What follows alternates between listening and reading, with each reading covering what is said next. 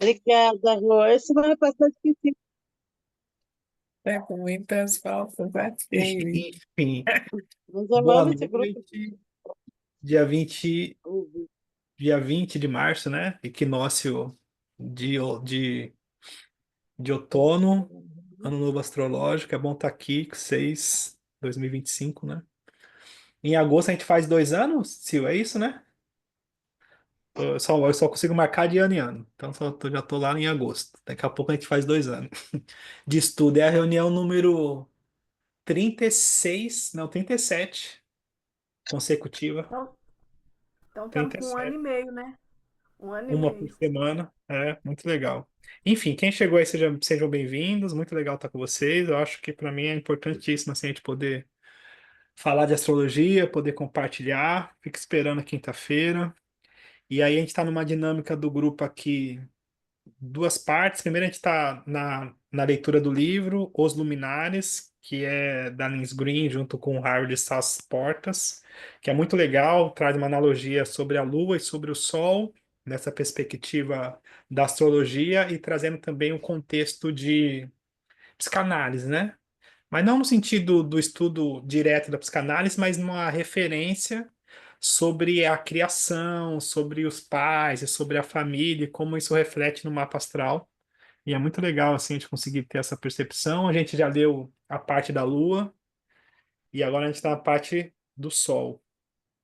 E, enfim, para mim é muito legal assim esse aprendizado. A gente vai aprendendo, né? Quanto mais estuda, menos sabe e mais vai agregando conhecimento e a linguagem vai ficando mais afiada, né? Muito legal mesmo. E aí é isso.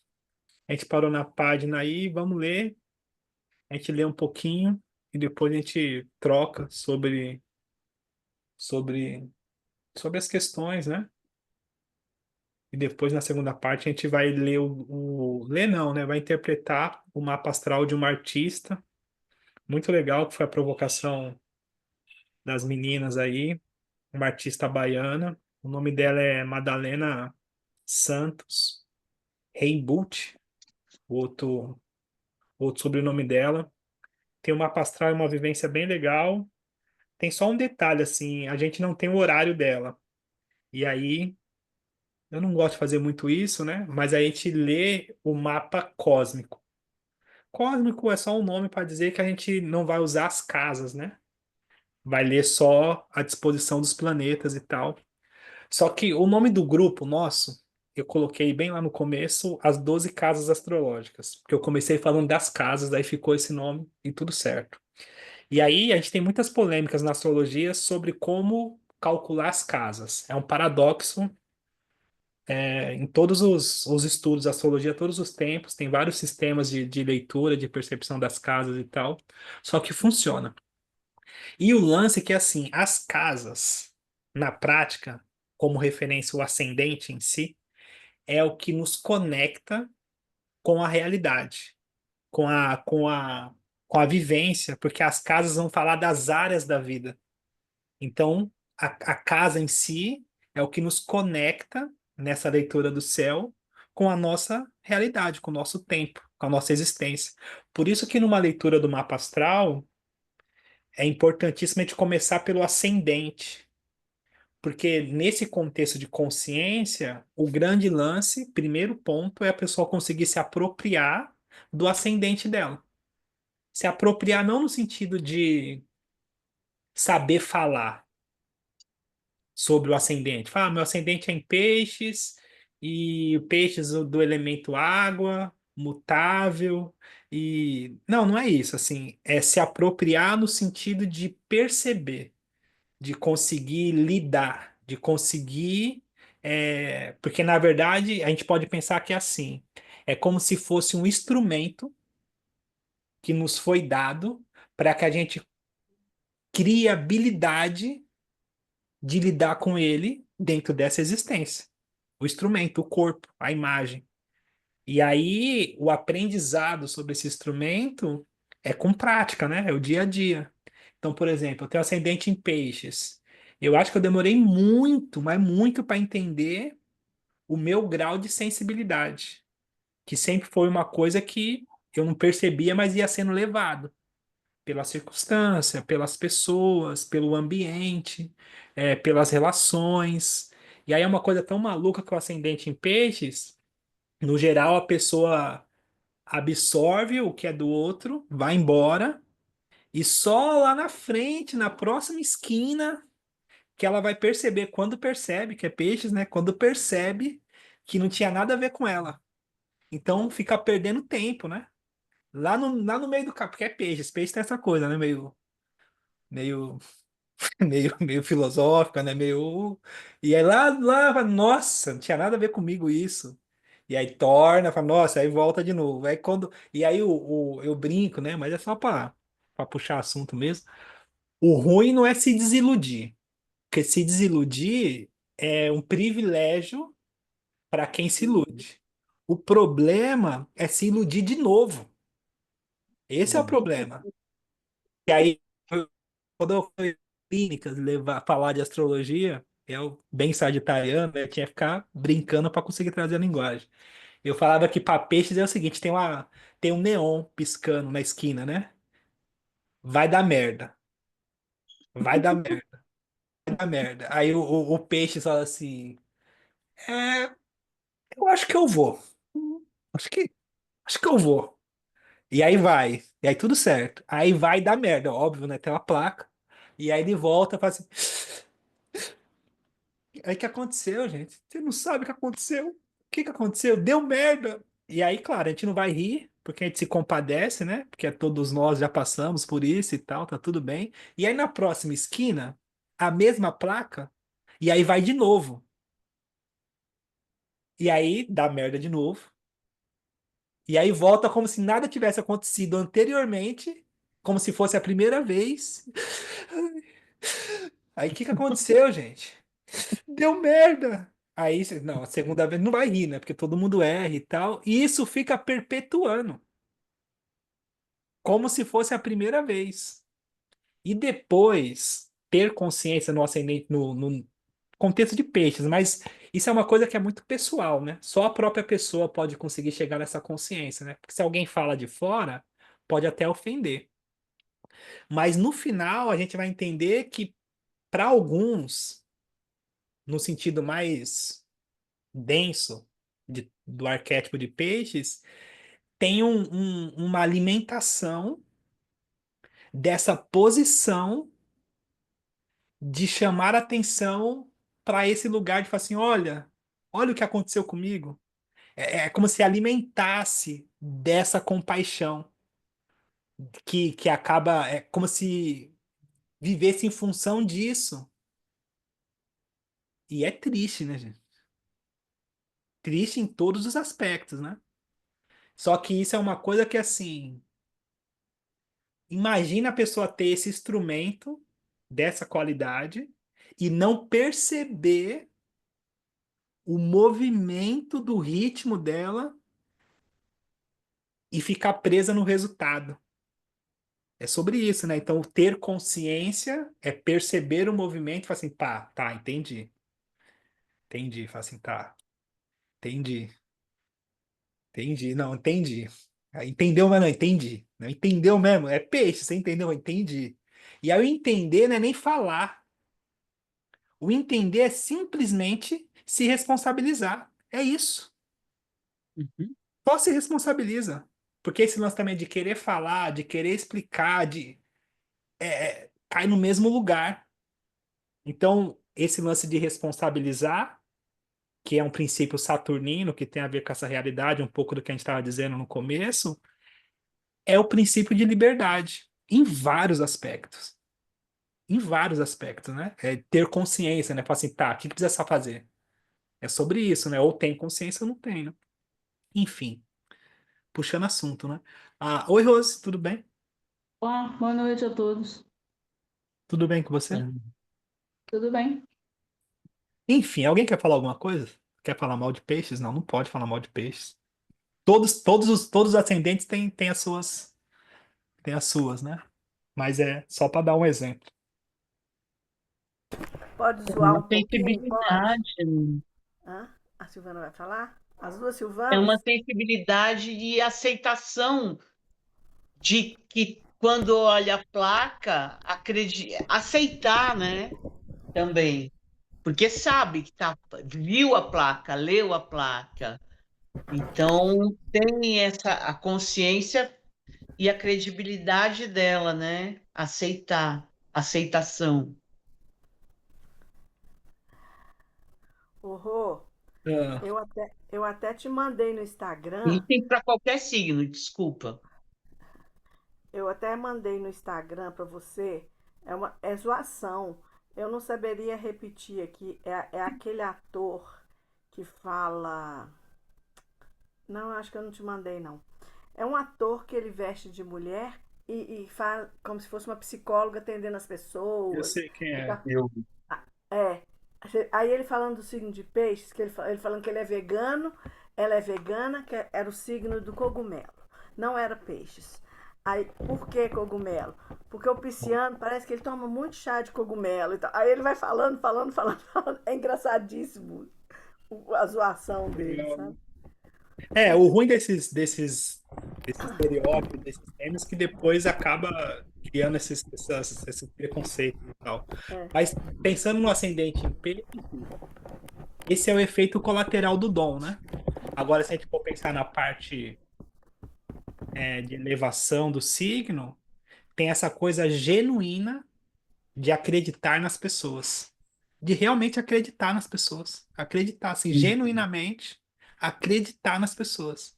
E aí, no meu caso, né, isso para mim é um é uma coisa maravilhosa, porque eu Um trabalho privilégio, atendendo com as certeza. pessoas. E aí, quando eu atendo, e quando eu abro o mapa, e quando eu tô acompanhando as pessoas, e aí tem lá as partes não tão boas e as partes boas, eu acredito realmente que as pessoas podem alcançar, tá no mapa, gente. Tá ali no mapa, eu acredito. Falo assim, não, tenho certeza que você consegue. E eu acredito tanto, e não porque eu acredito, porque tá no mapa também, né? Tá no mapa, gente. Acredito, falo, não, tá aqui. E aí é capaz da pessoa conseguir mesmo, porque tá no mapa, né? Então é tão genuíno, né? Que me ajuda nesse processo. Acho legal. Mas eu preciso ter a sabedoria de não me enfiar em qualquer lugar, né? Fala, calma, calma, calma. Fica aí, astrologia, calma, fica aí, astrologia, tá tudo bem. Hum. Enfim, mas só para puxar assunto, pra gente rir um pouco também. é, Vamos ler um pouco, aí depois a gente bate um papo nessa primeira parte. Deixa eu ver aqui, ó. Alguém pode me ajudar? Chegou aí para vocês? Chegou. Alguém pode me ajudar com a leitura?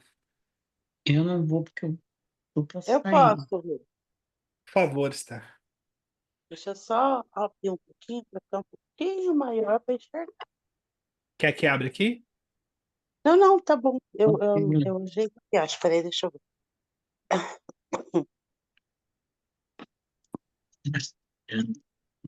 Parte 3. É aqui? Isso. Parte 3. O conjunto. O Sol e a Lua no horóscopo.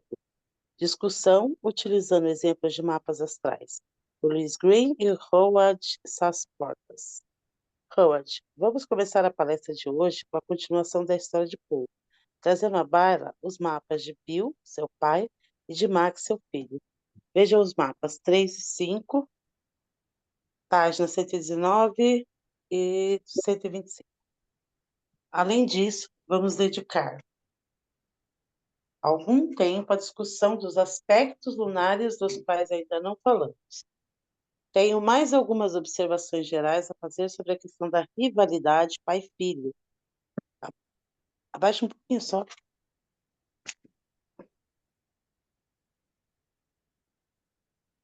Então, só vou voltar. Temos mais algumas observações gerais a fazer sobre a questão da rivalidade pai-filho. Analisamos esse conflito sob dois ângulos.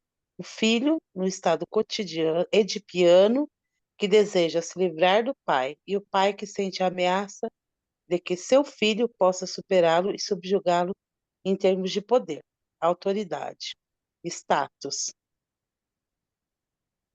ou desempenho, fazendo com que o pai tenda a se isolar do filho, a competir com ele ou a impedir seu crescimento e desenvolvimento. Apesar de ser natural e bem humano, o fato de pais e filhos terem essas vibrações ocultas uns pelos outros, acho isso um pouco triste. Todo filho deseja ser amado, reconhecido e admirado por seu pai. Contudo, muitos fatores podem impedir que isso aconteça. O filho pode precisar da bênção do pai, mas com que frequência consegue? Uma vez mais, lembro-me da mitologia grega. Os primeiros mitos gregos são, em sua maioria, histórias a respeito de famílias. E algumas das coisas que pais e filhos fazem uns com os outros são de arrepiar os cabelos. Veja o caso de Uranus, que empurrou seus filhos recém-nascidos de volta para o ventre da sua esposa, desejando que nunca estivessem nascido. Cronos, Saturno, um de seus filhos, planeja com sua mãe a castração do pai. Eu acho isso típico de jornais populares. Cronos, porém, não se sai muito bem. Cronos, porém, não sai muito melhor como pai. Ele receia que um de seus filhos o afaste de sua posição de poder. Por isso os engole vivos. Ele não quer que eles vejam a luz, não quer que existam e cresçam. Que também pode indicar o tipo de pai que não quer que seus filhos e filhas se separem dele, que não abre mão deles ou que não aceita a hipótese de que pense de modo diferente do dele. Um problema que se torna crítico quando um filho atinge a puberdade. Zeus já saiu um pouco melhor como pai. Ele odiava vários de seus filhos, mas estimulou e orientou muito deles. Dionísio foi um destes. Semélia estava grávida de Dionísio, quando foi morta por um dos truques malvados da vingativa Hera. Zeus tirou o feto do ventre da sua mãe falecida e o costurou em sua própria perna, vindo mais tarde a dar à luz ao próprio Dionísio. Assim, vemos algum progresso da mitologia grega. Comparada com Uranus e Cronos, Zeus mostra-se mais justo, pelo menos no que diz respeito a alguns de seus filhos. Em seu livro Gods in Everyman, Deuses em Todos Nós, Jean Shinoda Bolen sugere que a participação ativa de Zeus no nascimento de Dionísio foi um prenúncio do pai moderno que quer participar do parto de seus filhos e, e desempenhar um papel mais ativo em sua educação e orientação. Jean Shinoda Bolen, em Gods in Everyman, página 295. Vamos prosseguir com a história de Poe. Antes de seu pai voltar do Canadá, Poe e sua mãe moravam em uma confortável chalé na periferia de uma cidade ao norte da Inglaterra. Tendo de ganhar a vida para aumentar o soldo que seu marido recebia da Royal Air Force, a mãe de Poe cuidava de uma horta. Poe adorava viver sozinho com sua mãe no campo e ele estava saindo surpreendentemente bem sem seu marido. Depois, quando Saturno e Plutão em trânsito acertaram Vênus de Poe, seu pai voltou e suas vidas mudaram drasticamente. Poe suspeita que Bill, um leonino orgulhoso por falar nisso, não deve ter gostado daquilo que encontrou ao regressar, que tenha ficado magoado com a independência da esposa e de como essa saíra bem sem ele. Por algum motivo, enfim, Bill decidiu que deviam vender o chalé e a horta e se mudaram para a cidade próxima a fim de abrirem uma mercearia. Dá para imaginar como Paul se sentiu. Não podia mais viver sozinho com a mãe, não podia mais morar no campo. Os três acabaram morando em um pequeno apartamento situado sobre a mercearia, bem no meio de uma cidade industrial. Contudo, foi sua mãe quem impeliu a loja. Apesar da volta de seu pai, ela continua a ser o modelo preeminente de Paul para a vida no mundo. Disse-me ele. Mamãe dava duro e papai saía para beber de noite. A cena da minha juventude, de que mais me recordo, é a de ficar sentado à noite diante da TV com minha mãe. Ele está no bar, bebendo com seus amigos. Ele nunca, nunca está em casa. A quadratura sol noturno do mapa de Paul e peixe em sua casa 4. Se não conseguirmos, se não conseguimos aquilo que desejamos com o papai, é possível que para preencher sua lacuna, busquemos substitutos para ele. Paul descobriu alguns, um vizinho que não só lhe ensinou a pescar, como também lhe apresentou a música, uma paixão que perdura até hoje em Paul. Não resta dúvida de que Netuno e Peixes estão fortes no mapa de Poe. Na verdade, quando ele era adolescente, mostrou talento para o desenho, e um professor o incentivou a pô-lo em prática através do estudo da arquitetura. Sua facilidade para as artes são realçadas por Marte em Áries, na casa 5, em trígono com uma conjunção Vênus, nó do norte em Leão. Corria a década de 50 e os homens tinham de ser homens naquela região da Inglaterra, o que excluía algo tão pouco másculo quanto a dedicação à arte, apesar de David Hockney, pintor de renome internacional, ter nascido e vivido naquela região, conseguindo se rebelar contra essas restrições. Além disso, o primeiro namorado da mãe de Paul, antes dela ter conhecido Bill, tinha se tornado um rico e próspero arquiteto. Paul imagina que ela ainda tinha uma quedinha por ele. Talvez a decisão de seguir essa profissão tenha sido um modo de se vingar de seu pai. Afinal, o ascendente de Paul é Escorpião, um signo que costuma saber o lugar exato de enfiar a faca. Paul abandonou o ensino formal no meio da adolescência para trabalhar como aprendiz em um escritório de arquitetura. Sua mãe lhe deu aulas em casa para que ele adquirisse as qualificações necessárias. Como trabalhava de dia, Paul costumava passar a noite estudando ou desenhando em seu quarto. Ouça o que Paul tem a dizer acerca da reação do seu pai quanto ao caminho que ele estava seguindo. Enquanto eu estudava em casa, meu quarto era o meu escritório. Em especial, no inverno, eu costumava ficar acordado até tarde, e meu pai ficava aborrecido com isso, porque, segundo dizia, eu gastava muita energia elétrica. O único interruptor disponível ficava do lado de fora da minha casa. Meu pai voltava cambaleante do bar e, antes de entrar em casa, cortava a energia para que meu aquecedor e minha lâmpada se apagassem. Depois, discutíamos feio. Aconteceu muitas vezes, ele achava que eu era afeminado por me interessar pela arquitetura. Mais tarde, quando entrei na faculdade de arquitetura, ele teve um ataque e ficou gritando: Vou tirar você dessa escola de maricas e lhe dar um emprego de verdade. Nada como um pai que abençoa o filho. Não é possível encontrar-se um exemplo muito mais concreto do que esse que o complexo de Édipo de Paul ainda está em ação. Perdão, desculpa, eu vou voltar porque eu comi aqui a frase. Não é possível encontrar-se um exemplo muito mais concreto do que esse de um pai que literalmente tenta minar o poder do seu filho. Não resta dúvida de que o complexo de Édipo de Paul ainda está em ação. Mas quando fiquei sabendo da tentativa de obstrução do seu progresso, do bloqueio do seu caminho de individuação por parte do seu pai, só posso concluir que Bill sofria de um enorme e galopante complexo de Laio. Ô, Bem, Esther, quer parar aqui um pouquinho, por favor? eu acho interessante.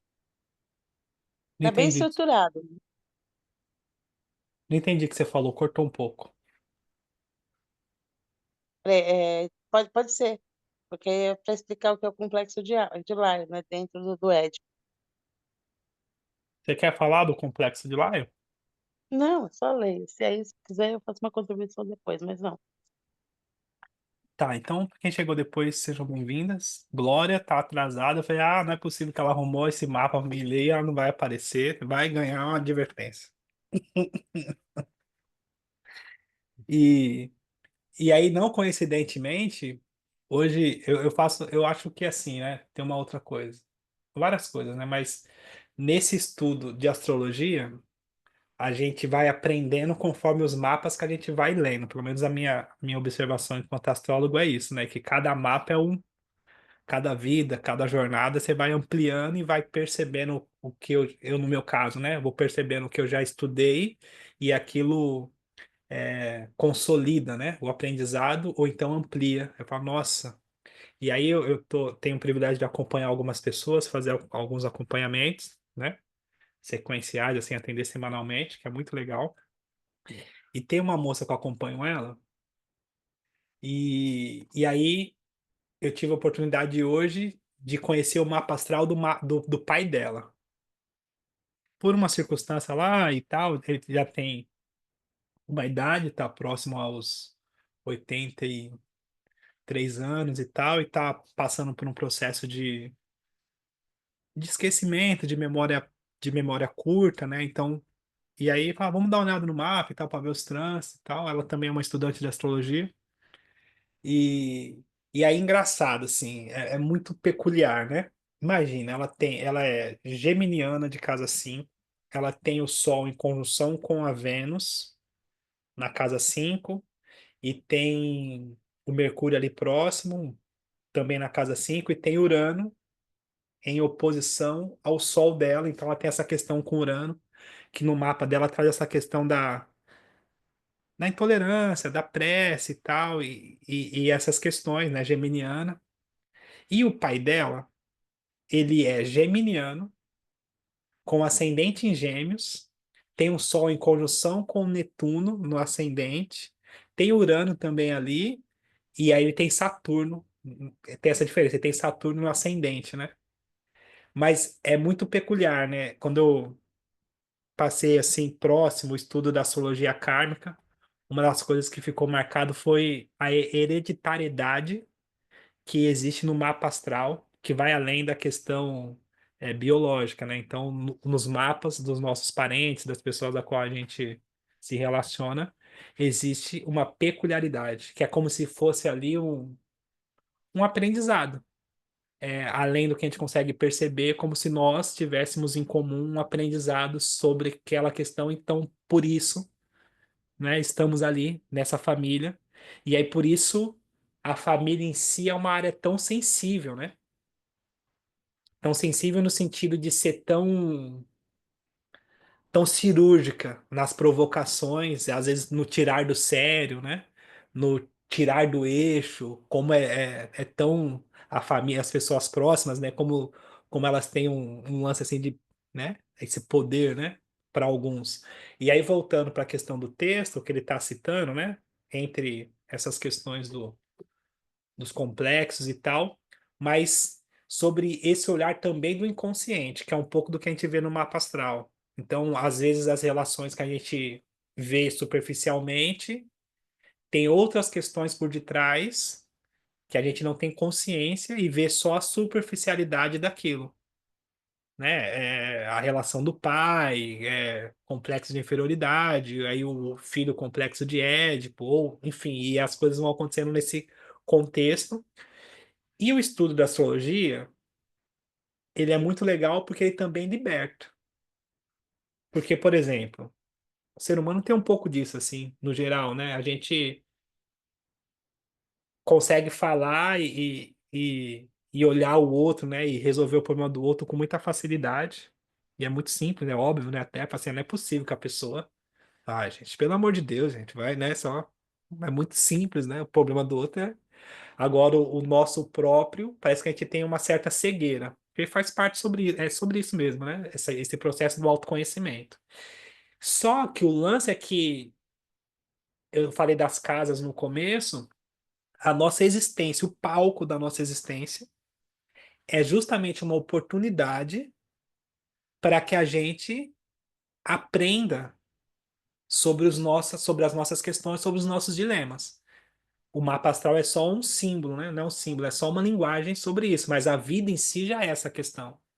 E aí o mapa astral, às vezes, ele vem e ele confirma o que a gente já sabe, né? Ou algo que a gente já desconfiava.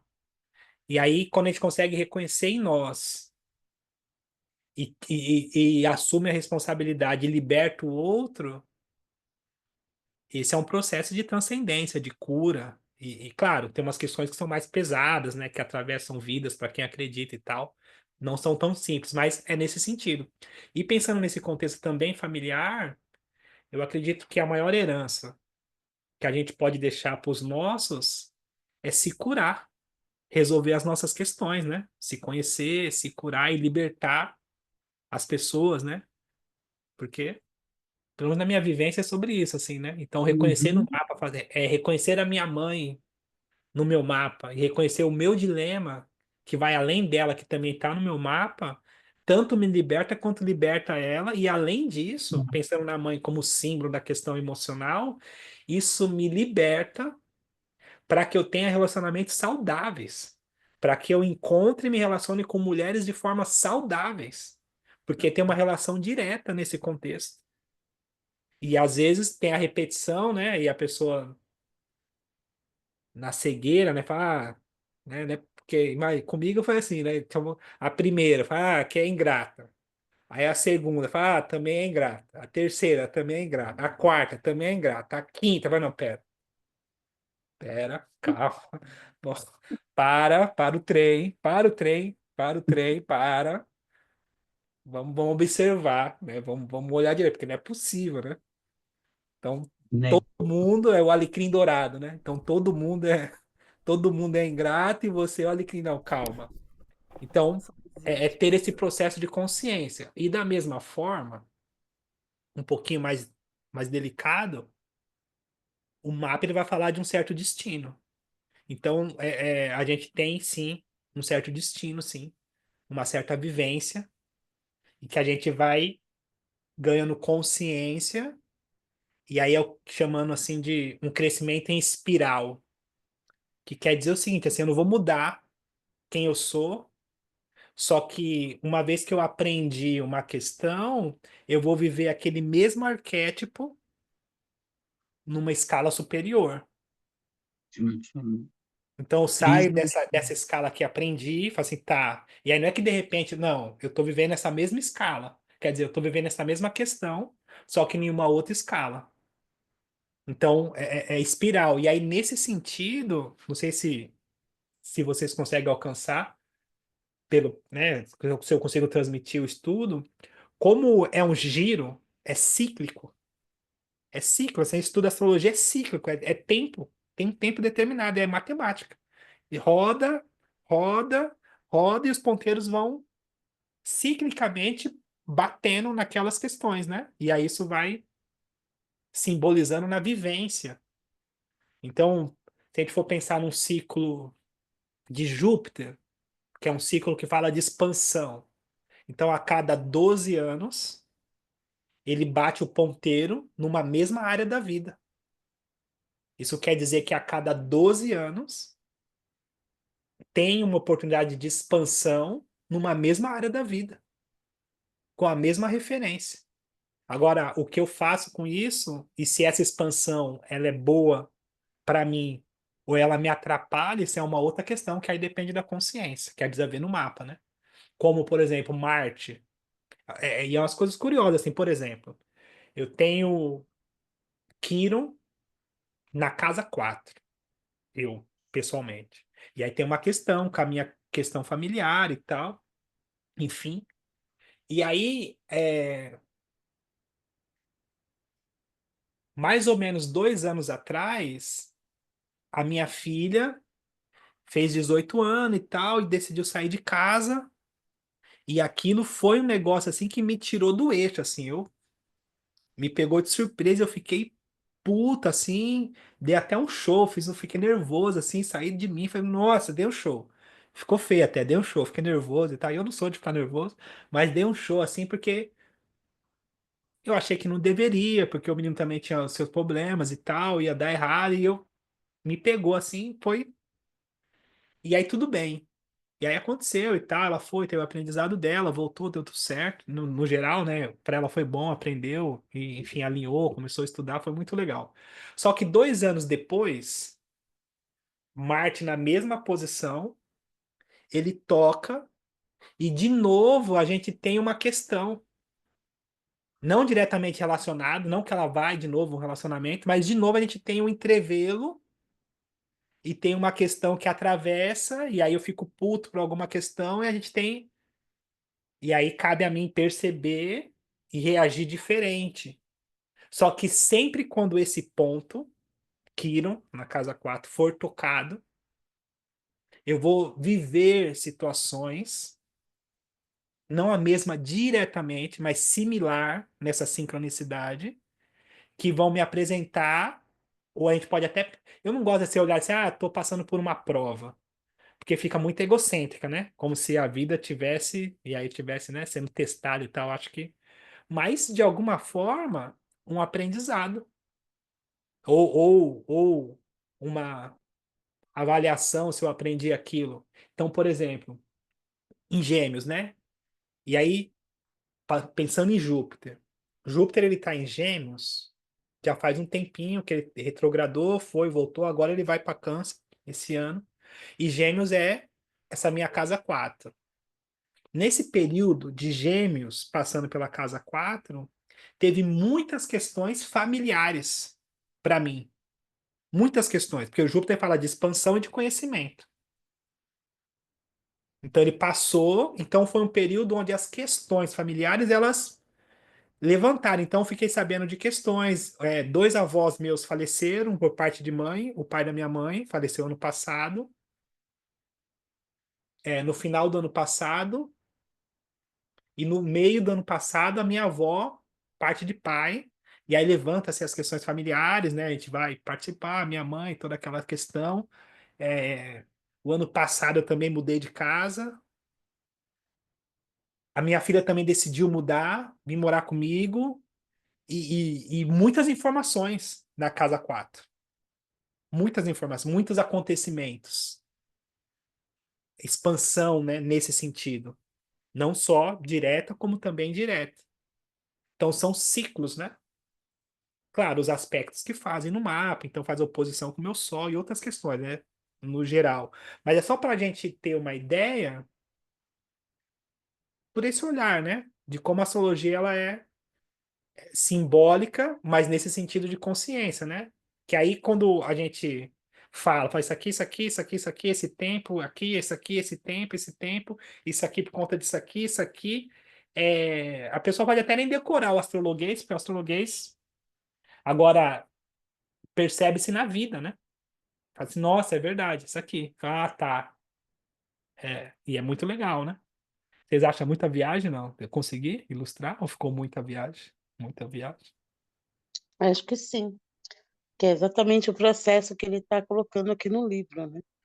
Ele pegou o mapa do menino e foi vendo as histórias e foi identificando essas relações, né? Dessa mandala que é o mapa e casas e ficou bem É sobre excelente, isso. assim, bem interessante. É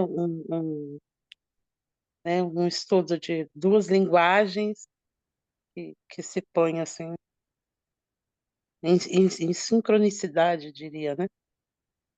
E ele vai além, né? Porque assim, ele pega uma base de Freud, ele mistura com Jung, ele usa várias expressões ali, né? Aí põe a mitologia, uma linguagem bem rica, assim. É uma mistura toda, né? Mas que é rica. Eu acho legal. Alguém tem alguma dúvida, não? Alguém não tá entendendo nada? Tá falando, nossa, não entendi nada. Não, mais perdido que uma de cada vez, né? Aquele trecho do livro que ele fala que tem aquele trânsito de Plutão e Saturno, na Vênus dele, que aí que eles vão se mudar de casa. Seria porque é um corte de prazer? Primeiro eu achei que fosse a mãe, mas não, né? Acho que é para da situação, que era uma coisa boa, e aí cortou para ir para a cidade, para uma outra situação. É isso, né? Sim. Mas ele falou Ele vai só de falar, mudança ou falou de separação também? não, ele falou que quando o A pai, né, mudança. ele estava passando por um trânsito, né, É de aquele vai e Vênus volta. aí, e O que é pai exato volta. coincide exatamente, tipo, ele estava bem ali com a mãe dele, né? E aí justamente foi num trânsito de Plutão coincidiu desse pai voltar e mudar tudo, né? Que aí, Tipo de no caso, Urano também, ele no falou. mapa do filho, né? É, no mapa do povo.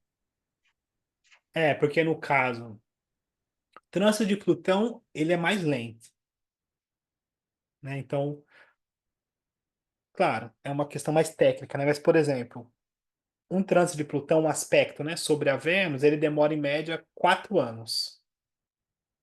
A gente consegue ver pelo mapa. Então, são 2 anos na crescente. Então, digamos que o ângulo, né, da Vênus seja a 10 graus. Então, 2 anos antes de chegar nesse grau e 2 anos depois. Então, nesses 2 anos crescente, é como se fosse uma onda, vai se desconstruindo algo, e aí no caso da Vênus, se desconstrói algo afetivo, ou destrói, para ser mais dramático, mas é isso. E aí depende do que essa Vênus representa, né? Não só as questões do que gosta, relacionamentos, paixões, mas, por exemplo, no mapa, qual casa rege, quais aspectos fazem, né? Ou faz. E, e aí também a condição da pessoa, porque nesse caso, para o filho, a questão de prazer, de paixão, está relacionado à convivência com a mãe, ao bem-estar do lar. Mas poderia ser um casamento, poderia ser, enfim.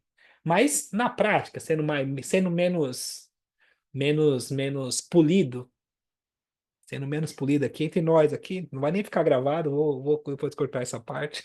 Mentira, não vou não. Mas um aspecto de Plutão com a Vênus é um atropelo. É um atropelo, não pode falar assim, né, gente? Mas é um atropelo no sentido de desamor, né? É um desamor, é uma perda, é uma frustração nesse sentido. Imagina algo que você gosta e você ser forçado, né, a desapegar. É isso. O trânsito de Plutão com a Vênus. É o desapego nesse sentido. E no Claro, aí, caso dele, ainda foi Saturno e Plutão, os dois então. na Vênus. Isso é para acabar, né? Mas a gente fica melhor depois. Dizem, né? Fica. Pois é, isso que eu ia falar. É um amor transformador, é um amor que Dizem que a gente fica mais fortalecido faz depois, né?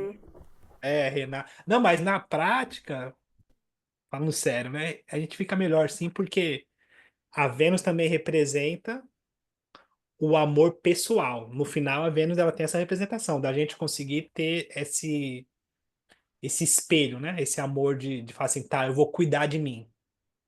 E aí, de repente, a pessoa tá com a Vênus voltada para uma relação, para tal pessoa, para tal coisa, e aquela, né? Aquele desprendimento. E aí sofre essa dor e ela, de repente, aprende que ela pode cuidar de si. E aí tem autoestima, tem autocuidado, é uma potência, é uma força. Então, Pegando são o próprio aprendizados, né? exemplo do livro, né? Se ele ficasse lá com ela, ele ia que, virar um plantador. Não que isso seja ruim, né? Mas quantas coisas ele, possibilidade de estudar, fazer uma faculdade, virar arquiteto, porque aconteceu isso. É isso. Alto amor, né? É uma potência, né? É um despertar, né? Enfim, é, é sobre isso, né? Mais alguma dúvida, não?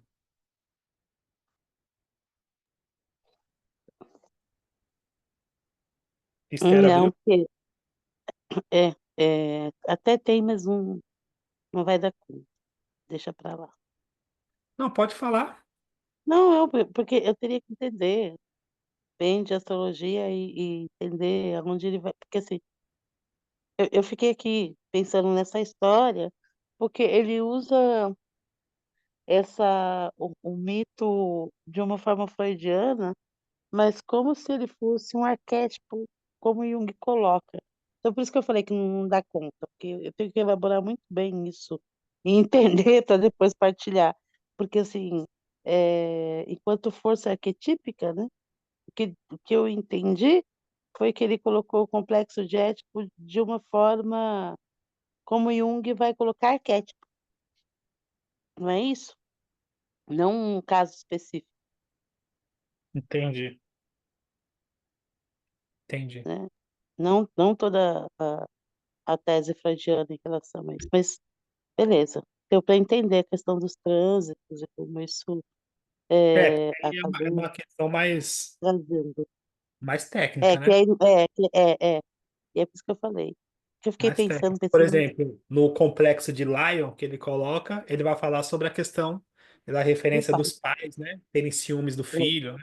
Se sentirem ameaçados e tal, que é essa referência do pai. Então, exato. Mas assim, e aí você vai colocar isso como um arquétipo, e Freud não tratava de arquétipo, porque ele não acreditava que se tinha, Entendi. né? Mas é o que eu falei, depois aí eu penso e depois até fora compartilho, mas não daria conta que eu tenho que elaborar e entender bem mesmo isso. Mas nos trânsitos deu para entender perfeitamente.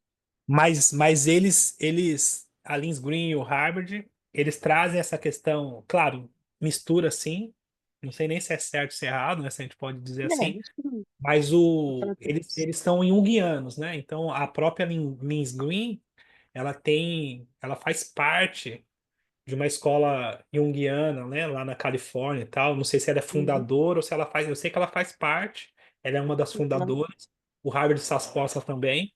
Então tem essa linha, né, do Jung, né, uhum. que eles fazem parte e tal. Então, só para você ter essa referência, né, eles têm essa questão do Jung muito forte.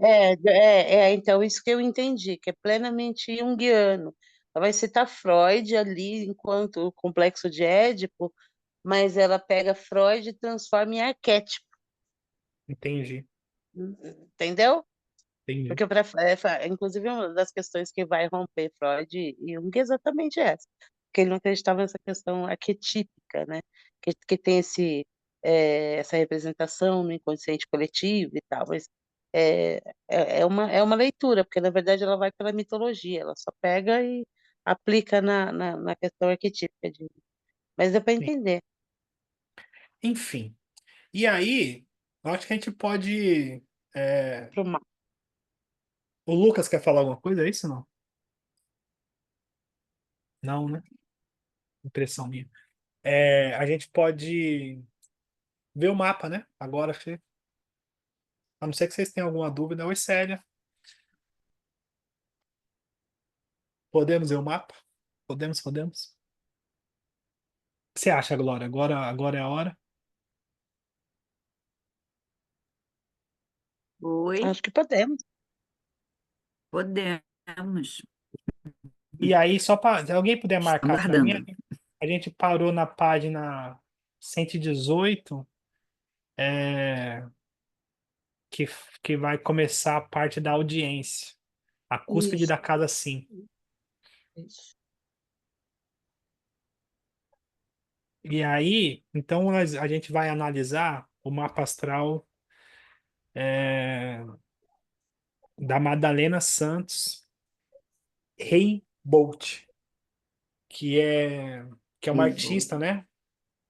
Baiana, nascida em 1919. Tem uma história bem peculiar, bem bonita. A gente vai ver o mapa astral dela. E como de costume, a gente vai ler. Tem alguém que está com o microfone aberto, né? Quem é? Como de costume, a gente vai ler a biografia dela. Depois a gente dá uma olhada no mapa e a gente troca junto, né? Eu vou dividir aqui a biografia dela que eu separei. Deixa eu ver onde é que tá aqui. Não é essa aqui. Tô encantada com essa estante aí, ficou bem legal, Você gostou? esses livros. Ah, eu sou doida em livro, né? É ouro, né, Rô? E Ah, é eu bem gosto. interessante a prateleira, porque esconde o livro, esconde a prateleira. Achei muito legal isso. É que na verdade eles são tão poderosos que eles flutuam. É, exatamente, estão flutuando, é isso que Ai, ai. Vamos ver a biografia dela. Essa é a foto dela. Você abriu o arquivo aí para vocês? Não. abriu. Tá. Abriu. Essa é a foto dela. E aí, alguém pode me ajudar na leitura da biografia dela, por favor? Eu posso ajudar. Agora a Então, letra tá um pouco maior, tá melhor. tá Tava bom. pequenininho, que eu tô no celular hoje. Então vai lá. Mada- Madalena Santos Raimbu, O Fio da Vida. Nasce em 1919, falece em 77. Da minha terra, tenho saudade de tudo até hoje, porque eu adoro minha terra, porque ela é linda. De dentro de uma cidade se enxerga outra. Infância e influências. Nascida em 14 de setembro de 1919, em Vitória da Conquista, Bahia, Madalena dos Santos Raimundo cresceu em um ambiente rural que moldou profundamente sua arte. Filha de trabalhadores rurais e pequenos fazendeiros, desde cedo demonstrou interesse artístico, criando imagens com sumo de folhas. Sua mãe, Ana Maria de Souza Pereira, foi uma influência importante, ensinando-a sobre artesanato, fiação de algodão, confecção de panelas de barro e rendas. Sem acesso à educação formal, Madalena aprendeu apenas a assinar o próprio nome. Aos 20 anos, mudou-se para Salvador e depois para São Paulo e Rio de Janeiro, trabalhando como empregada doméstica. Em 1949, estabeleceu-se em Petrópolis, onde foi contratada como cozinheira na fazenda Samambaia, residência da arquiteta Lota de Macedo Soares e da poeta Elizabeth Bishop. As patroas reconheceram seu talento e a incentivaram, fornecendo materiais para sua arte. Em 52, casou-se com Luiz Augusto Rembu, caseiro da fazenda. Nesse mesmo ano, perdeu o emprego por dedicar-se intensamente à sua arte. Pichot registrou que ela e Lota precisavam escolher entre a arte e a paz, decidindo por manter a tranquilidade em casa. Apesar disso, Madalena permaneceu em Petrópolis e começou a vender suas obras para amigos de Lota de Macedo Soares. Fases de produção artística. Anos 50, pintura a óleo. Madalena iniciou sua carreira artística com pinturas marcadas por pinceladas fortes e cores vibrantes, retratando memórias da vida rural. A partir de 1969, tapeçaria introduziu seus quadros de lã, tapeçarias bordadas com até 154 agulhas em tecidos de estopa e tagalança. Suas obras faziam textura volumétrica e um dinamismo singular.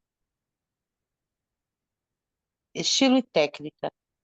Madá retratava o cotidiano rural baiano com autenticidade e forte conexão com suas raízes culturais. Utilizava agulhas e lã como extensões criativas das suas mãos, abordando temas como memórias, terra, animais e o trabalho no campo. Seus quadros de lã eram mais do que simples tapeçarias. Eram bordados detalhados nas quais cada cor era trabalhada como uma pincelada sobre estopa ou tagalança. Reconhecimento e exposições. Exposição no MASP, 2022-23. A Mostra Madalena Santos-Rebollo, uma cabeça cheia de planetas, reuniu 44 obras no Museu da Arte de São Paulo, no MASP, destacando a riqueza de cores e texturas de suas criações. O curador Blau Edelstein trouxe novas informações sobre a sua biografia, aprofundando a pesquisa sobre a artista. Exposição internacional no American Folk Art Museum, em 2025, agora, esse ano. A mostra A Head Full of Planets, em Nova York, apresentará 42 obras de Madalena, sendo sua primeira exposição solo fora do Brasil. A curadora Valérie Rousseau destaca que quase 50 anos após sua morte, Madalena finalmente recebe o reconhecimento que merece. A exposição ocorrerá de 12 de fevereiro a 25 de maio de 2025. O legado de Madalena Santos Ribeiro. Madalena foi uma artista singular, cuja obra transcende a técnica para se tornar expressão pura da sua história e identidade. Como apontado pelo curador do MASP, André Mesquita, sua produção ocorreu em um contexto de opressão social e racial, refletindo a dura realidade das divisões de classe e do racismo estrutural no Brasil. No entanto, sua arte permaneceu viva e hoje inspira novas gerações, reafirmando seu lugar na história da arte brasileira. Muito Nossa, legal, né? maravilhoso. Me deu ideias. Muito legal. E aí tem uma coisa importante, né? A luta. Só para introduzir, eu falei um pouco da Vênus, ele tá falando de relacionamento e tal. E aí uma visão mais esotérica, né? Mais profunda, eu diria. Então, né, no simbolismo, no grafismo, né, dos planetas, tem tem algo por detrás, né, na interpretação, olhando por esse olhar. Então, o círculo, ele sempre representa o espírito, o eterno, o contínuo, né, por sua continuidade propriamente dita, né? Então, tem essa coisa da eternidade em si. E a cruz, ela sempre representa a matéria, o aprendizado. é, a encarnação, né? Então, e aí o símbolo da Vênus, o círculo, o eterno, o espírito sobre a matéria. E aí tem essa representação, né, do eterno, do espírito sobre a matéria e essa busca pela harmonia, pelo belo, pela inspiração, pelo amor, pelo relacionamento, por essas questões venusianas que falam justamente dessa busca do espírito na matéria por algo harmônico, pela sua própria referência, né? Se a gente for pensar no amor, é que a gente acaba banalizando a palavra por não conseguir alcançar, mas a gente vai pensar no amor também numa referência de perfeição ou de plenitude, né? Ou o próprio prazer em si. E aí pensando também na arte, né? Nessa representação, que a Vênus também tem essa representação, a arte, ela também é uma expressão do espírito, né? Então, por isso que a arte nos toca, né? Então, alguém de repente consegue materializar algo, né? Genuíno, que é algo que é a expressão do próprio espírito, e aquilo nos toca, né? Porque só uma chama acesa pode tocar ou acender outra chama. Então, a gente está nessa busca, né? Dessa de tocar ou de ter isso, né? Na música, no teatro ou na própria arte em si, né? Que é o que é citado. Só que a gente não toca, né? Porque, por exemplo, um quadro, uma obra, né? Não é o espírito da pessoa, é a expressão do espírito da pessoa, materializado. Só que não é aquilo ainda, é só a expressão de algo que nos inspira, né? E aí o grande lance é quando a gente consegue, através disso, encontrar dentro da gente essa chama, né? Essa representação desse espírito, né? Que no final é a oitava acima da representação da Vênus, né? É quando a gente consegue manifestar a nossa arte, entendendo que cada espírito tem a sua arte, tem a sua expressão, tem algo para entregar, né? Diretamente, né? E é muito legal olhar por esse viés, né? A Vênus, né? E aí, falando da artista, né? Vamos dar uma olhada no mapa astral dela. Eu vou dividir aqui com vocês. E aí, é uma pena, porque a gente não tem o horário dela. E é como eu disse para vocês, o horário ele traz para a gente as casas, né? E as É, casas, ele nos traz mais elemento no sentido de enriquece a interpretação, né? Então, sem o horário, a gente vai olhar o mapa astral assim, sem os números, né? Sem as divisões, e também sem a lua, porque a lua, ela é muito rápida. Então, ela demora 2 dias mais ou menos em cada signo. Logo, dependendo do horário, a mudança dela pode ser muito grande, né? Então, quando a gente não tem horário, a gente não interpreta a lua, porque ela pode estar tanto num signo quanto no outro, como ela pode estar fazendo vários aspectos ou nenhum aspecto. Então, é nesse olhar.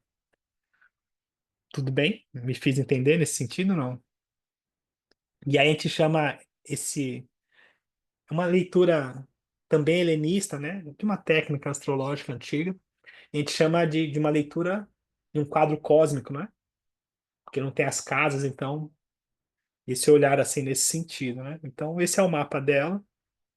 E aí pensando primeiro, né, na questão da Vênus, um Sol a 20 graus ali em Virgem, né? Em uma conjunção com a Vênus. Na verdade, a Vênus está chegando para essa conjunção que está quase exata, 2 graus ali, né? Então, falando dessa questão da expressão da arte, né? Justamente por conta dessa conjunção com a Vênus, né? O Sol, ele está em queda, uma linguagem, né, da astrologia para dizer que ele não está num signo que tem a sua total manifestação, né? Mas ele está num signo que vai falar da questão do trabalho, da entrega, da prestação do serviço em si, que é o signo de Virgem, e para além disso, a questão do artesanato, né? Porque o Virgem ele representa essa questão da perfeição, da mão, do artesão, da minúcia, né? Desse olhar mais criterioso, né? Pelos detalhes, né? Por essa coisa mais é, na busca pela qualidade.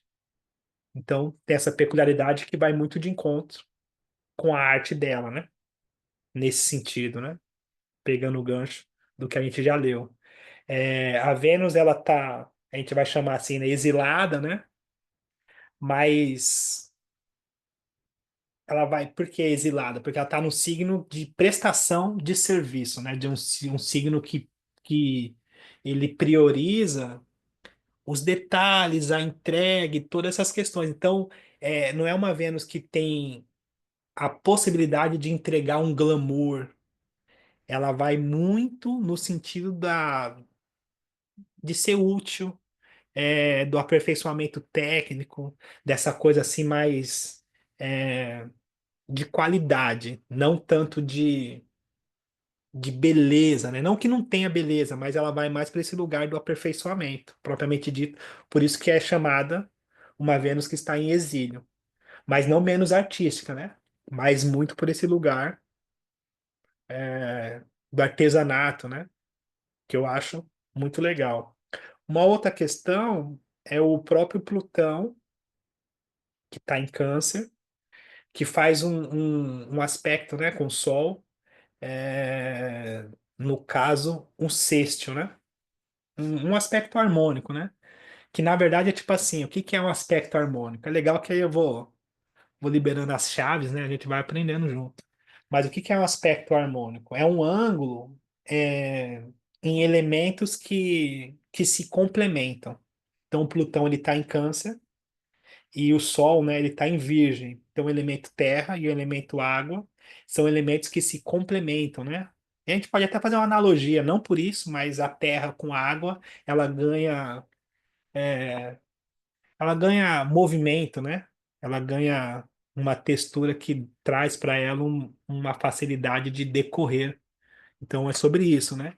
Nesse caso, o Plutão, ele vai falar de força, intensidade, potência, né? Então, um aspecto de Plutão com o Sol, ele vai trazer para a personalidade da pessoa força, determinação, coragem.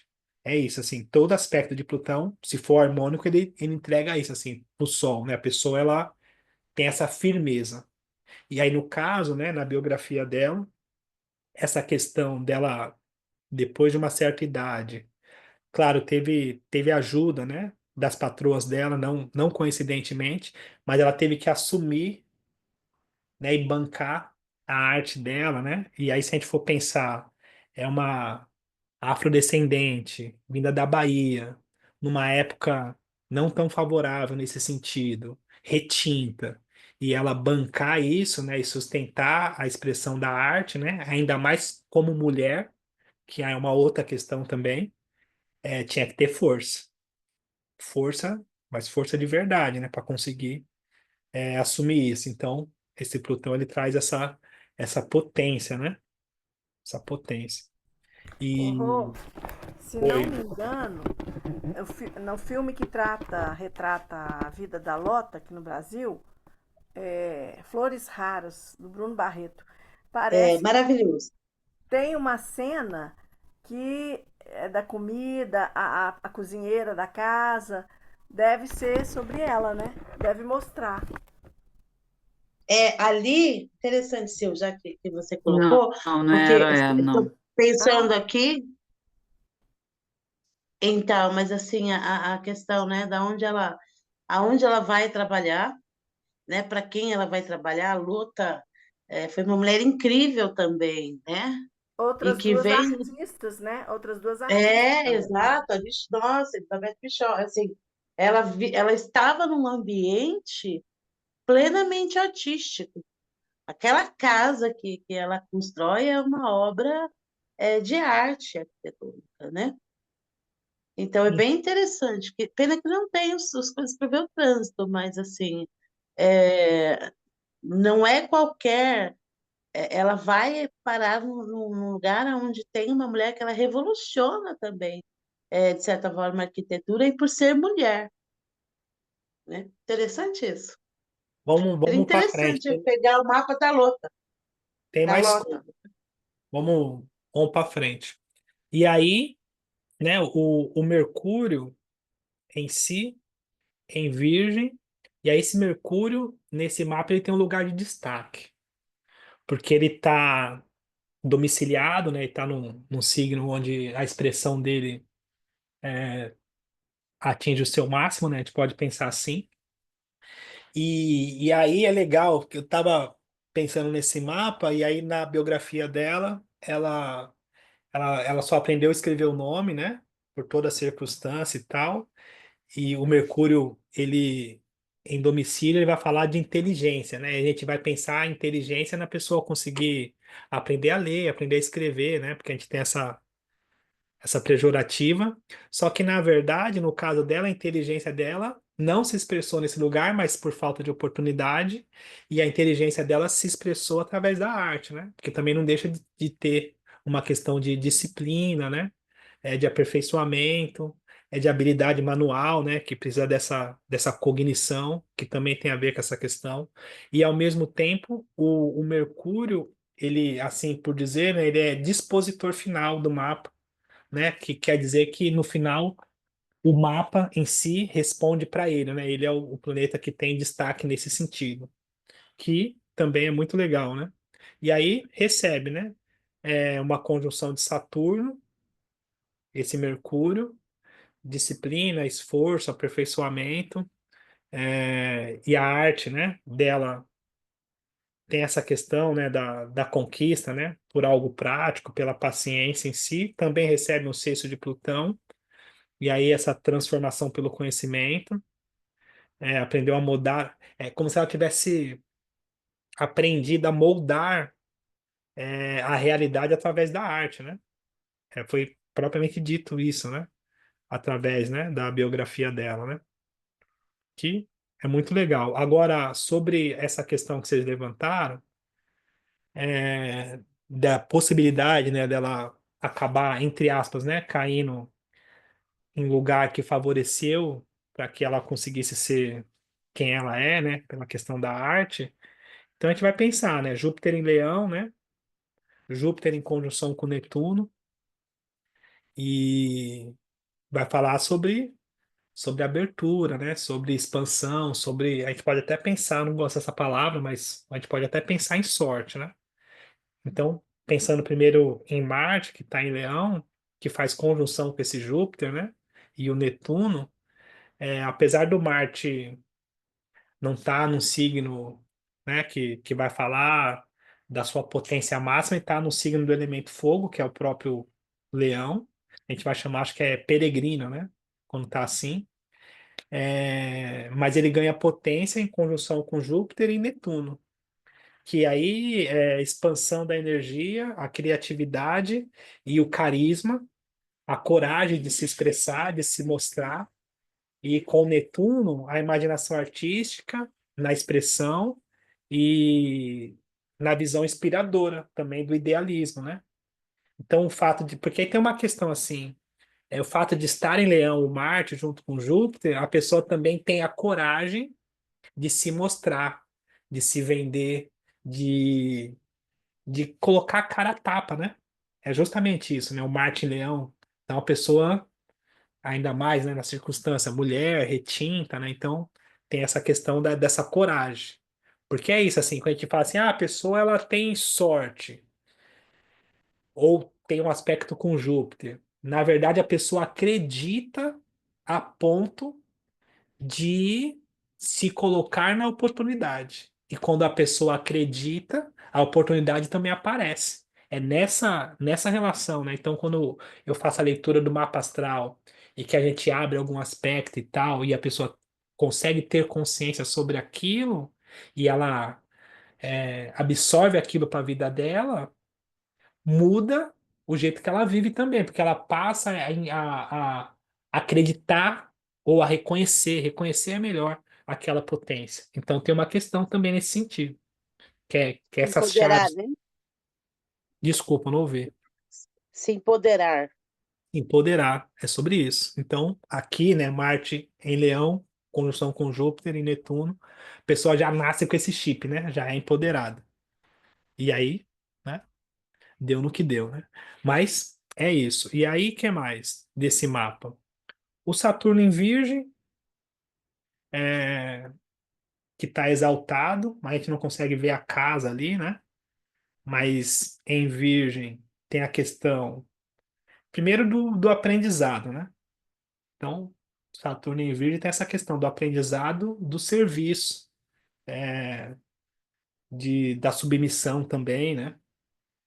Que aí tem essa questão, né? Imagina, empregada doméstica, todas essas questões, né? Saturno tem essa questão, né? Que confronta. Mas, ao mesmo tempo, paciência, aprimoramento técnico, né? Para quem resiste, a estratégia, o método, a oposição do Saturno com Urano, que marca aqui, tem essa questão de um conflito entre a tradição, representada por Saturno, e, e a inovação, né? Então tem essa. Porque o Urano, na verdade, ele quer o rompimento, ele quer a originalidade, ele quer a liberdade, né? E aí aqui tá marcado muito essa questão dela ter escolhido a arte dela, né? Ou depois de um tempo desse, a arte dela ser reconhecida, né? Então tem essa marca no mapa, que é muito peculiar, né? Claro, não é todo mundo que tem, é isso, assim, tem coisa que é mistério, né? Não é nem mistério só, é porque eu sempre falo disso, a nossa oportunidade de estar vivo ou de estar encarnado, pra quem entende assim, é uma oportunidade para que a gente consiga, ou você filosófico, né? Cavar masmorras aos nossos vícios e erguer torres, né? Aos nossos dons, né? E aí, para isso, a questão do autoconhecimento. E é um processo para a vida, né? E aí, às vezes, a gente perde muito tempo, né? Fazendo o que o outro acha, ou preso na circunstância, nas relações, ou dinheiro e alguma coisa nesse sentido. E o mapa propriamente dito, que é o mapa, né? Ele revela, fala assim, tá, isso aqui é uma oportunidade, isso aqui, claro. Tem gente que não tem coragem de assumir ou não tem oportunidade, né? Mas o que eu quero dizer é assim, não é todo mapa, né? Não é todo mundo que tem, né? E a gente também não vai conseguir desenvolver todo o nosso mapa eu acho, não, tenho certeza disso. Uma existência é muito pouco para desenvolver o mapa inteiro, né? A gente quer desenvolver boa parte, mas desenvolver eu digo no sentido de elevação, né? Enfim. A Glória quer falar, mas só para terminar a parte do Saturno, Saturno em Virgem, acho que eu já falei tudo de Saturno, a resistência necessária, né, para persistir. Acho que é sobre isso, né? Pode falar, Glória. Glória tá aí? Não, só para complementar. Oi, oi, estão me ouvindo? Boa Tô te noite. ouvindo. Primeiramente, estão me ouvindo? Primeiramente, essa artista me chamou a atenção, né? Foi uma amiga que me mandou rapidamente a informação sobre ela, uma mulher negra. De imediato, meu olho bateu e falei, quero conhecer. E a referência aqui de Petrópolis, né? Ela morreu aqui em Petrópolis. Em relação à biografia dela, pouco se sabe. Ela não teve filhos, ela foi despedida do trabalho pelas artistas logo após que casou, né? E depois vem o reconhecimento da obra dela, bem em 1970, a partir de 1977. Eu fiz o relato para entender aí a análise em Leão. Estaria aí, nesse aspecto, Rodrigo, o reconhecimento pós-morte, né? E a outra questão, a partir da biografia, esse Urano, ela inova com uma técnica singular. Ela deixa de pintar a óleo, ela começa a pintar a óleo a partir de 1952, por conta de uma alergia às tintas, ela passa a utilizar o uso da tecelagem, né? E em que ela intitula os quadros, né? Os quadros de pintura a óleo. E a tecelagem, a tapeçaria, no caso, quadros de lã, onde ela, como já foi lido, ela usava 154 agulhas, mais ou menos, enfiava todas as cores, os fios e começava a tecer. Estaria nesse Urano É, a por possibilidade partes, de. por partes do que você perguntou, a questão do reconhecimento Aham, tardio,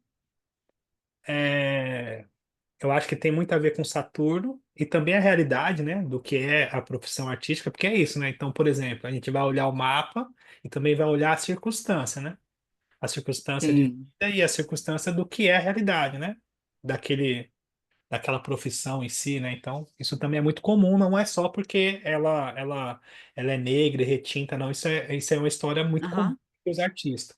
Agora, quem vai falar dessa questão do reconhecimento, Saturno.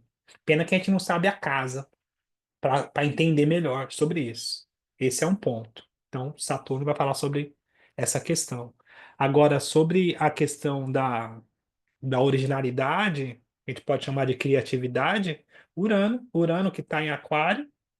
Então, Urano em Aquário, ele está em domicílio, né? No sentido moderno, ele é o regente ali.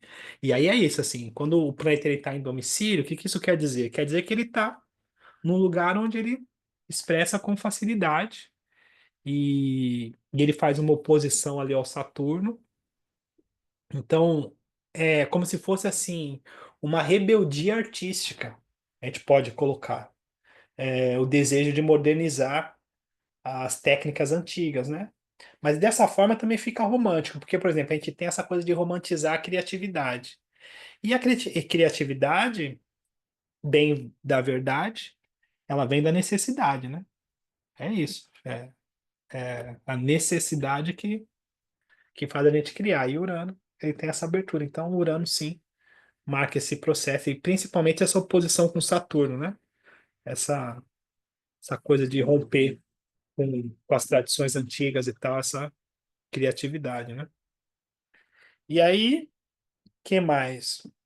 O nó do norte e o nó do sul nesse eixo, né? Touro e Escorpião, a gente não sabe a casa. E se a gente for pensar no nó do norte em Escorpião, esse destino voltado, né? Para transformação emocional, e aí tem um aprendizado sobre sentimento profundo. Então, geralmente, a pessoa que tem nó do norte escorpião tem uma marca aí profunda de ter que aprender com os próprios sentimentos, né? Então, tem uma marca de sofrimento, de exposição, de alguma forma, né? Enfim, saída do conforto, né? A busca por algo mais profundo, a utilização da arte, né? Como caminho de crescimento, ou esse vislumbre, né? Enfim. E aí é isso, tem esse estélio, a gente vai chamar de estélio, né? Essa aglomerado de planetas num determinado signo, que também não é comum. Então tem ali o Sol, Mercúrio, Vênus e Saturno, e a parte da fortuna também, em signo de Virgem, então isso vai dar diretamente essa conotação, né? É, se a gente for pensar na arte, né? Meticulosa, dedicada, né? O refinamento sobre a disciplina, a inteligência de Mercúrio, a beleza da Vênus e essa expressão, e essa questão do tempo com Saturno. Essa questão da mente brilhante, por conta do Mercúrio estar domiciliado, né? E aí a gente vai entender esse Mercúrio e Saturno, né? Esse reconhecimento tardio e essa mente com essa resistência. Esse pode ser um ponto, né? Força criativa, apaixonada, que a gente já falou, né? Marte, Júpiter e Netuno, para resumir essa questão, né? Dessa paixão e dessa coragem. A inovação, Urano, Saturno, e, e aí essa marca desse Plutão e essa arte, né? Como caminho para a transformação. Enfim, imagino que ela tenha tido alguns desafios, né? Mas é um mapa bem, bem bonito, né? Nesse sentido, assim, e olhar depois, né? A trajetória, lendo assim pelo mapa, bem bonito. O que é que ela não tem de elemento, Rodrigo, que não dá para ver? Nos É, elementos, o que tem? aqui ela tem muito elemento terra, naturalmente, e tem pouco elemento, tem um ponto, né, de elemento água e um ponto de elemento ar. Só que da mesma forma, como a gente não tem as casas, fica difícil, porque, por exemplo, se ela tem um ascendente no signo de ar, já muda tudo, né? Ou a casa 10, né, no signo de ar, porque o ascendente e a casa 10 entra muito nesse cálculo, né, dos elementos. Então, fica difícil a gente É saber. que não está aparecendo nada, nenhum. Então, e tem um que tem bastante, que é terra, né? E aí eu achei interessante. Sim. Enfim, acho que é isso, né? Alguém tem alguma dúvida? Não. Eu Pode já falar, Lívia. dei uma olhada nas telas e achei muito bonita as telas de estelagem dela. Muito bonita a arte dela. Pode Só falar, Lívia. mais uma contribuição. Oi? Ah, fala, Luísa. Não, pode falar. Ah, no filme, como tratava da vida da Lot e da poetisa, da bichota, a personagem, a empregada, tem um outro nome, tá? Ela, não, ela entra e sai em cena e vasculhando as cenas do filme para ver se aparecia alguma obra da, da Madalena, mas não. E também uma questão de reflexão, como o tema me interessa muito, uma mulher negra, tecelã, artista, então fiquei louca durante toda pesquisando sobre ela. É interessante, alguém falou aí, da gente fazer uma análise do mapa de uma das artistas, da arquiteta ou da poetisa. E aí, de repente, a gente pode descobrir outras questões bem interessantes, que eu já dei uma espiada, mas é bem interessante o mapa. E da E a Lota, relação de né? subalternidade, né? Ela morreu empregada doméstica. Não foi muito favorecida. Elas deram alguns materiais, mas depois viram que ela ia se sobressair. Ela foi comparada com artistas renomados se eu não me engano, pela Bishop. E aí a gente não sabe do resto, porque não teve um mapa e nem convivemos com elas. Mas é bem interessante. Muito legal mesmo. Muito legal. E é a É bom, maioria dos nossos artistas invisibilizados. é bom estar com vocês. Eu queria tirar um print da tela. A Estéreo, o Lucas e a Célia pode abrir para ficar mais bonito na foto? Não. Eu sou desses. Posso? Deixa eu só pôr aqui. Eu E a tô desse lado Célia, e lá. não. Quem não puder abrir, eu sei que tá dormindo. A Célia é dessas.